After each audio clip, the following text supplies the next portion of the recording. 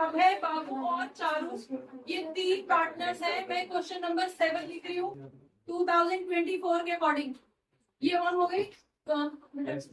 चलिए, यहाँ पे अभय, बाबू और चारू 3 पार्टनर हैं और अपना प्रॉफिट और लॉस को इक्वली शेयर कर रहे हैं। इसका मतलब 1:1 इक्वल शेयर है।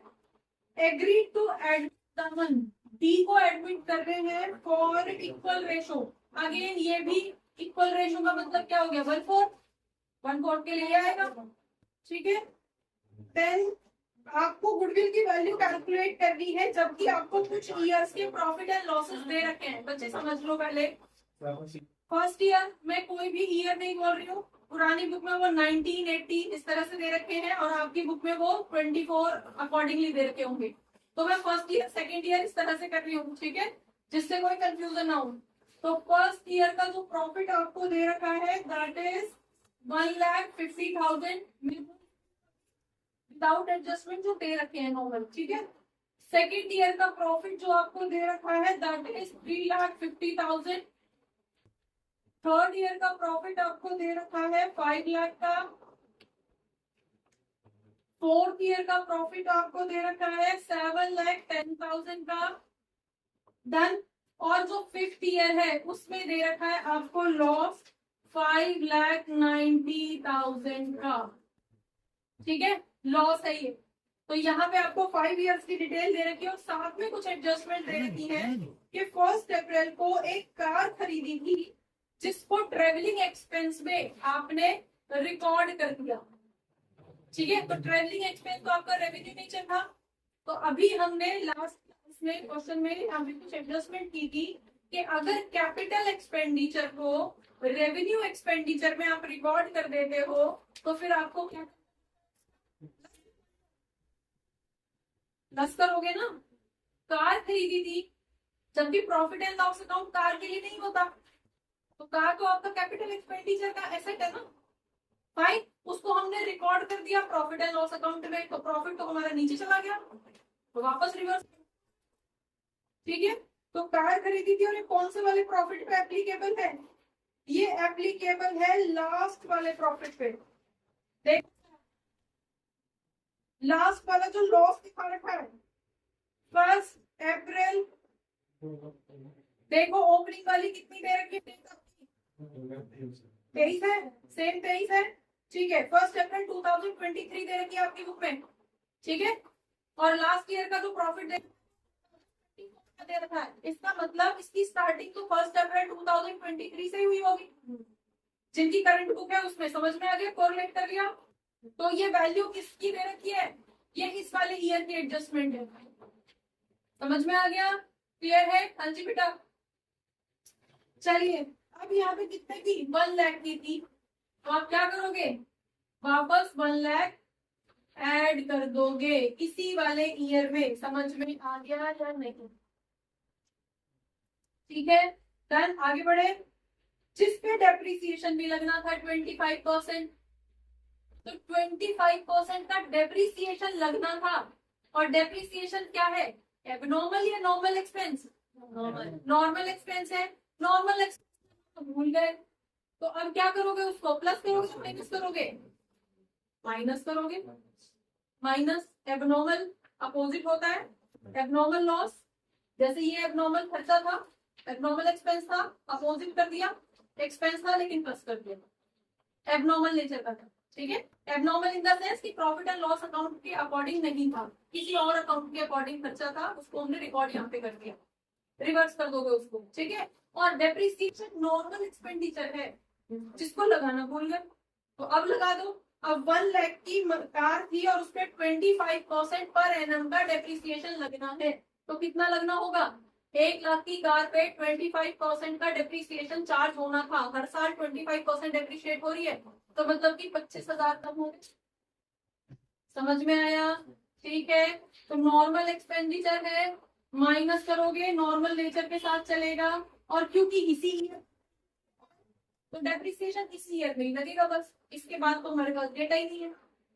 ठीक है, अगर इसके बाद भी हमारे पास डेटा होता तो ये डेप्रिसिएशन वहीं तक जाता, क्योंकि 4 साल की इसकी लाइफ है। 25% डेप्रिशिएट हो रही तो 4 साल तक चलेगी, तो अगले 4 सालों तक वो लगता रहता माइनस होता रहेगा, कोई अलग से एडजस्टमेंट नहीं दी जाती, सिर्फ इसी एडजस्टमेंट के इफेक्ट से वो अगले 4 सालों तक माइनस, क्योंकि डेप्रिसिएशन रूटीन का खर्चा है, हर साल माइनस होता है। समझ में आ गया? लेकिन इसके बाद तो आगे कोई वैल्यू हमारे पास है ही नहीं, तो यहीं पे छोड़ देंगे। डन। चलिए next, interest of 10,000 on non trade investment is credited in the income for the year. यहाँ पे जो वैल्यू दे रखी है वो दे रखी है लास्ट और सेकेंड लास्ट, लास्ट ईयर इस वाली ईयर और सेकेंड लास्ट वाली ईयर। आपकी बुक में जो भी ईयर दे रखी है, आपकी क्या दे रखा है 23 का प्रॉफिट दे रखा है, तो यहाँ पे भी 10,000 रुपए नॉन ट्रेड इन्वेस्टमेंट के ऐड हो रखे हैं और इस साल में भी 10,000 रुपए नॉन ट्रेड इनकम ऐड हो रखी है। तो नॉन ट्रेड इनकम अगर ऐड हो रखी है, एबनॉर्मल काइंड ऑफ इनकम हो गई, क्या करोगे, यहां से भी माइनस होने थे और यहां से भी माइनस होने थे। समझ में आ गया?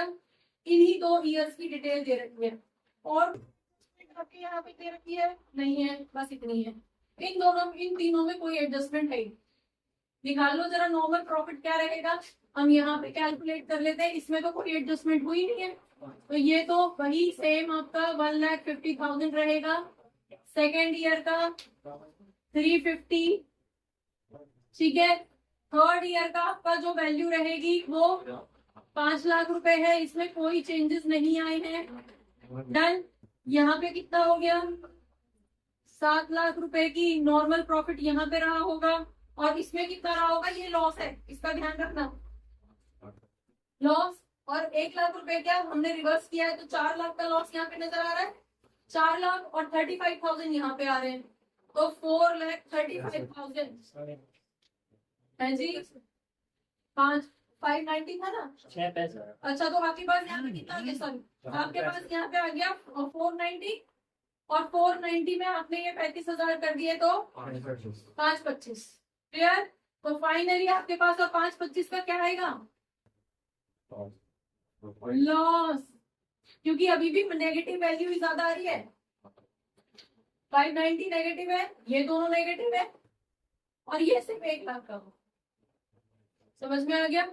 तो यहाँ इसके अकॉर्डिंग 625 हुए और 1 लाख पॉजिटिव वाले माइनस कर दिया आपने, तो कितना बचा, माइनस के 525 बचे हैं, तो ये लॉस है। कर दो एवरेज प्रॉफिट निकाल दो जरा, इनका कितना आ रहा है, हाँ जी 5 तो ये हो गए, 5 ये हो गए 10, 17 और 17 में से ये 525 माइनस करें तो 11,75, यस। तो आपके पास 11,75,000 का एवरेज मतलब प्रॉफिट आया है टोटल, ठीक है, ये टोटल दिया है हमने। अब हम जब एवरेज प्रॉफिट निकालेंगे तो average profit equals to 1175 divided by कितने ईयर्स का है, 5 ईयर्स का, डिवाइड कर दो कितना आएगा, 2 जा 3 जा 15, 2 बच गए, 5 जा, ठीक है। तो फाइनली एवरेज प्रॉफिट आया 2,35,000 का एवरेज प्रॉफिट, ठीक है, क्लियर है। अब बताओ गुडविल कितनी है, गुडविल का क्या स्टेटमेंट दे रखा है, goodwill is on the basis of 2 years purchase of the average profit, ठीक है, 2 years purchase, अरे नहीं 4 years, पिछला वाला क्वेश्चन देख लिया मैंने, 2 years नहीं 4 years परचेज दे रखा है। Goodwill is to be calculated on the basis of 4 years purchase, ठीक है, तो 4 की कर दो मल्टीप्लाई, बताओ तो जरा कितना आएगा। तो goodwill equals to 4 average profit, तो 4 इंटू 235 कितना आ रहा है भाई, 9,40,000 रुपए का। देखो गुडविल का आंसर चाहिए, यही है ना। चलिए तो गुडविल कैलकुलेट कर ली, अब बता दो जरा नया बंदा आएगा तो वो कितना पैसा लेके आएगा।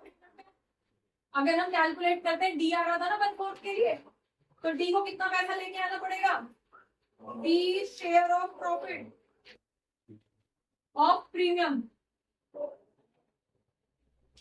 कितना होगा, बताओ जरा कैसे करोगे कैलकुलेट। डी का शेयर, ये टोटल, ये क्या है, ये फर्म की टोटल गुडविल है ना, चारों का हिस्सा है इसमें, ठीक है। तो कितना हो जाएगा ये 1/4 हो जाएगा, 1/4 के लिए आ रहा है ना, डी 1/4 के लिए आ रहा है, तो यहाँ पे भी तो 1/4 के बराबर उसको पैसे देने पड़ेंगे पुराने पार्टनर्स को।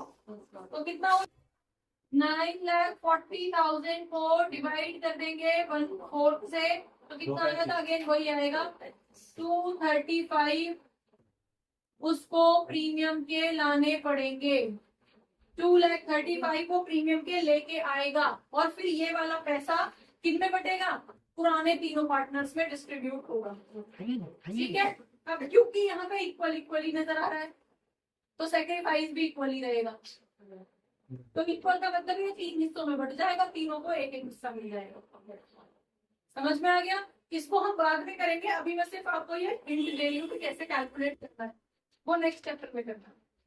समझ में आ गया, चलिए नोट करिए इसको। क्वेश्चन नंबर कौन सा था ये, पुरानी बुक का 7 और ये 2024 वाली बुक का 8th क्वेश्चन।